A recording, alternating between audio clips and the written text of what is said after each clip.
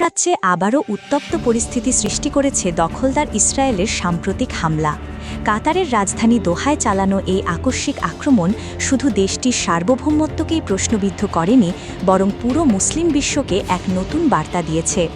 ইসরায়েলের নিশানায় যে কেউ থাকতে পারে। এই হামলার সময় কাতারে অবস্থান করছিলেন ফিলিস্তিনি প্রতিরোধ আন্দোলনের শীর্ষ নেতারা। আন্তর্জাতিক মহলে আলোচনার মাধ্যমে যুদ্ধবিরতির পথ খোঁজার চেষ্টা চলছিল, ঠিক তখনই হামলা চালায় ইসরায়েলি বাহিনী। যদিও নেতৃত্ব পর্যায়ের অনেকে অল্পের জন্য বেঁচে যান, প্রাণ হারান অন্তত ৬ জন।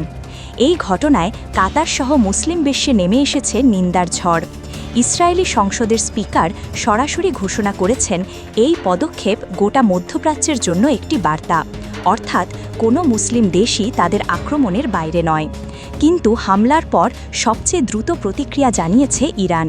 তেহরান শুধু নিন্দাই করেনি, বরং এই ঘটনাকে কাতারের ভৌগোলিক অখণ্ডতা ও আন্তর্জাতিক আইনের গুরুতর লঙ্ঘন বলে মন্তব্য করেছে। ইরানের পররাষ্ট্র মন্ত্রণালয়ের মুখপাত্র স্পষ্ট জানিয়ে দিয়েছেন, এটি অত্যন্ত বিপজ্জনক ও অপরাধমূলক কাজ। প্রকৃতপক্ষে ইরান বহুদিন ধরেই ফিলিস্তিন সহ মধ্যপ্রাচ্যের বিভিন্ন প্রতিরোধ আন্দোলনের পাশে থেকেছে। সামরিক, লজিস্টিক ও আর্থিক সহায়তা দিয়ে গড়ে তুলেছে প্রতিরোধ অক্ষ, যেখানে ফিলিস্তিন, লেবানন এবং ইয়েমেনের মতো দেশগুলো রয়েছে। তুলনামূলক দুর্বল সামরিক শক্তি নিয়েও এরা নিয়মিত দখলদার ইসরায়েলের সামনে মাথা উঁচু করে দাঁড়াচ্ছে।